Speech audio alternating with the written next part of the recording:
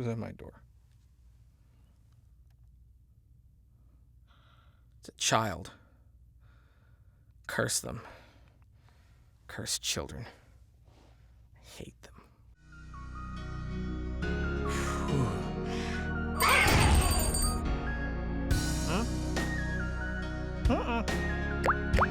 Alrighty, hey guys, welcome back to the channel.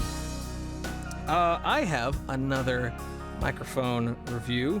This is a little special, so I wasn't actually sure if I was actually going to be reviewing this, but it is audio. And okay, so nowadays I still get people offering products to me for review most of the time. If you don't know, most of the time people will want you to buy it. Companies will want you to buy it off Amazon and then give them a 5-star review and a really good video review, and then they'll pay you back afterwards.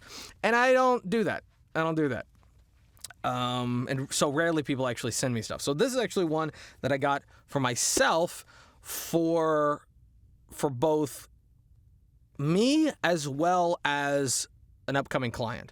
So one thing that I don't really do anymore is buy things that only have one function and you're just basically going to be gathering dust. So this, why is it like that? A little bit better? That's a little bit better. Oh, I'm sorry. So this is double function.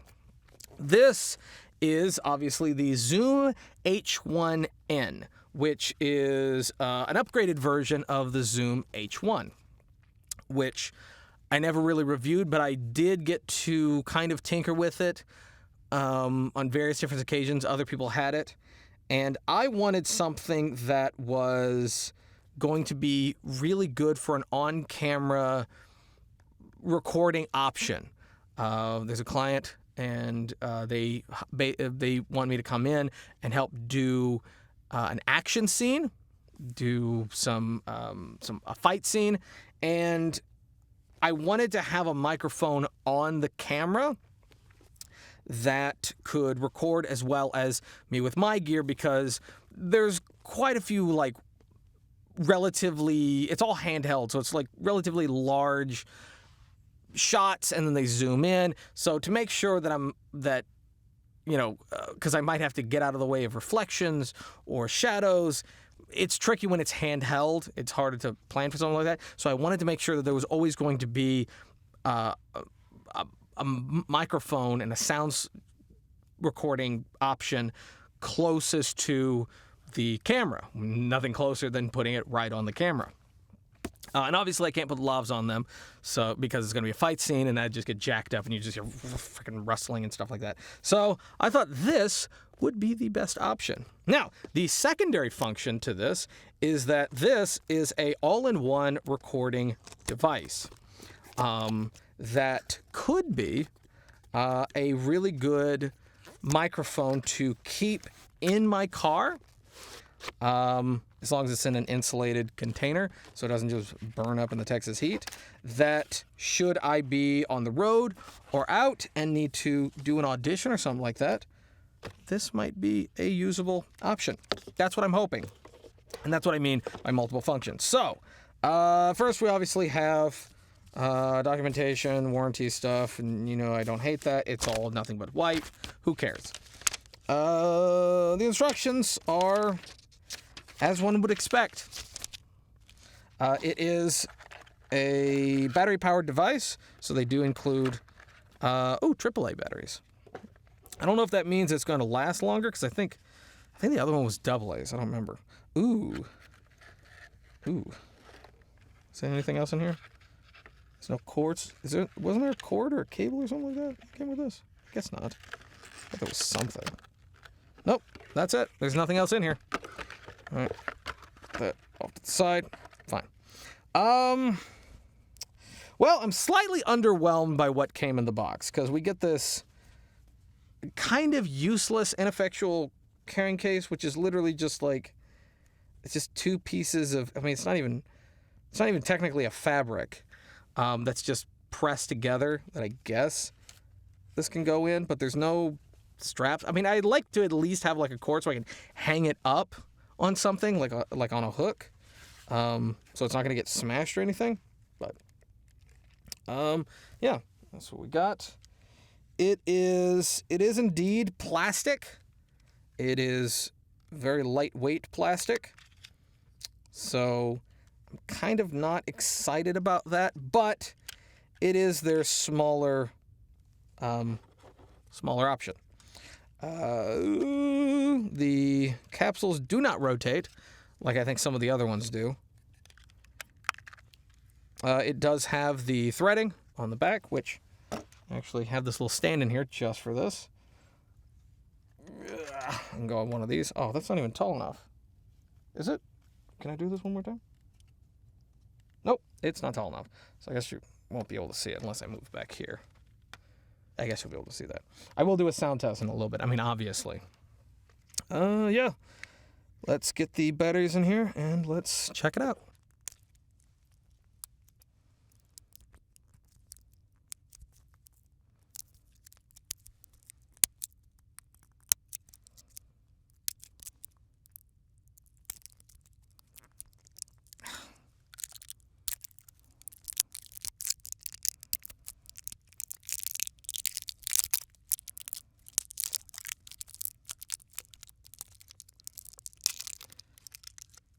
There we go. Alrighty, so finally got this thing hooked up. Took me a little while. Took me about an hour. None of my tiny micro SD cards were working, so they wouldn't format. And the other cord that I was trying to use didn't work. I don't think it has anything to do with this. I think it's just I have jank equipment. But I did finally find a cable that worked, and I was able to hook it into the computer. So I'm actually using this as an interface, which is one of the things that I was going to talk about later. But considering I can't cover its more, hands-on features, we're going to go right into the part that I had planned for later. And that was using this as a actual voiceover mic and whether or not that was a good idea. Because I had seen some people kind of cover this kind of in a possible USB voiceover option. I don't think this is actually a really good voiceover option. I will say this, though. It could be a really good device for doing things like streaming or doing things like Let's Plays, just talking head videos, possibly. Anything where it's not you selling the voiceover as a product is probably fine. I will say, however, the thing that I was thinking that this might be really, really good for, which was actually doing auditions. Now, there is a caveat to that. I think this actually would be a really good option to have in your vehicle in kind of like a little carrying case with like maybe some earbuds and like a clamp that you could attach to your steering wheel, and then have some blankets maybe in the back that you could put over some stuff. Let's say you're on the road or you're mostly at your job, you have a 9-to-5 and you're trying to get into voiceover more professionally. You could probably have something like this in the vehicle waiting for you, because this is pretty much all in one. It's the interface, it's the microphone, live monitoring. You can plug it into your computer. You can actually use it as a USB mic. You can take the data straight off the SD card and then take it to your computer. I will say that it does not store information, does not store any files onto the device, so you have to have an SD card, a little micro SD card. But let's say you are trying to get into voiceover. You have a home studio, which I'll go more into detail on that. You have a home studio, but you have this as an audition option. Now, a small microphone like this or a small portable option like this for something that you can audition with is only good if you actually have a studio to record more professional, higher quality audio. Do not do auditions with this if this is the only microphone you have. There seems to be a lot of people that still don't understand that 95% of the work out there, the client expects you to have your own studio. It doesn't have to be the best in the world. It doesn't have to be perfect, but you have to have some level of home recording. This would not be that microphone. This would not be your your workhorse. This would be a backup or secondary option. This would be something.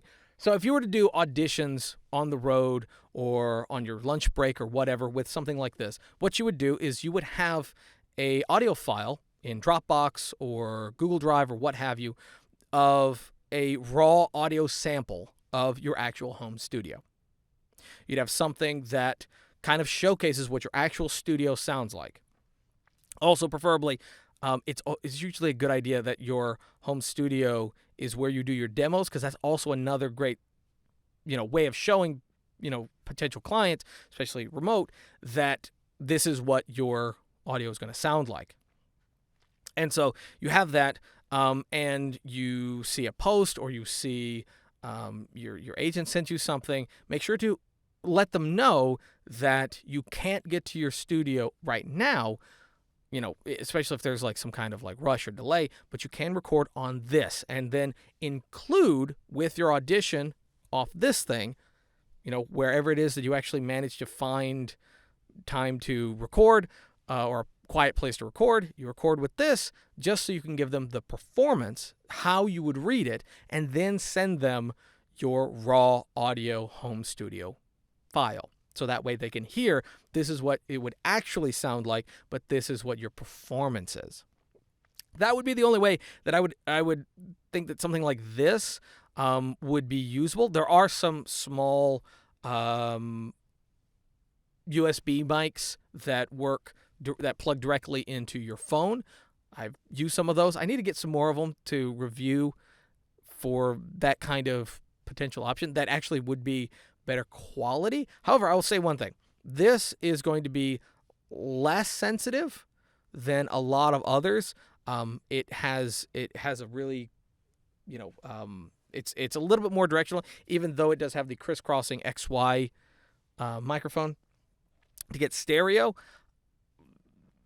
One of those, I can't think of the name of it right now, but a lot of the USB iOS or smartphone microphones are normally large diaphragm. And that means that they're going to be a lot more sensitive. They have a much wider pickup pattern. So if you were to be recording in your car or in a break room, that is probably not ideal. It may show up more and it may be more distracting, or it may kind of cover up, overwhelm your performance a little bit. Then something like this, which is actually intended to be used outside, which is actually intended to record externally. It's intended to be a portable, quick recording option. So that actually could be the benefit of using something like this, as opposed to just Tim, future Tim, editor Tim, put up the picture or whatever, wherever you want to put it. It might be a better option than that. Now, sound-wise, I'll say this. If you are planning on using this for more than just, quick recordings, or to go out and grab a little bit of Foley or a little bit of background noise, or to do quick auditions, you're definitely going to use a de-esser on this bad boy. It is really crisp. It is really bright. It is really brittle. It has I'm not going to go over too many of the features and too many of the functions. It does have a limiter on it, but you don't really have any control over it. I don't know what its threshold is. I don't know where it cuts off. I don't know what it cuts it down to. So, I wish I had more information on that, or more options rather. It's in the manual, but I mean, I wish I had more, like on here I could do, different settings, because there's something like that on my large H6, my Zoom H6. That has limiters and it has like different levels. This has a low cutoff, but it doesn't have anything that would be like trying to cut off some of the high end, because it's really crunchy. I kind of would have liked that. But again, that's not how it's intended. The reason they have a low cutoff is for things like wind noise, handling noise, and stuff like that, which is how this is intended to be used. So, supposedly this can actually connect to your phone.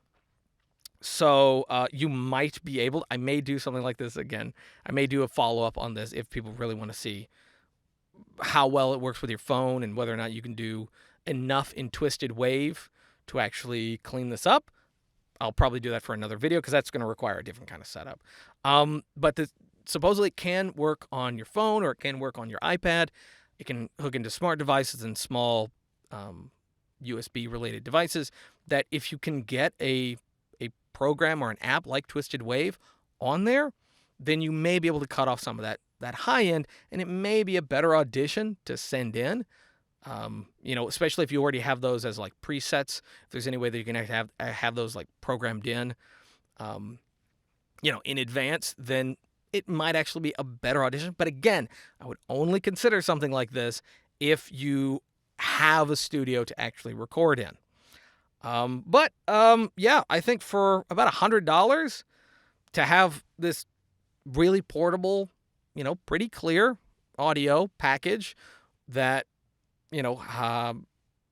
has enough options. It doesn't sound terrible for what it's intended for. It doesn't sound terrible for its price, and it doesn't sound terrible for what I would expect someone to be using this for. Like it's mostly intended for outside noise. It's not intended for stuff like this.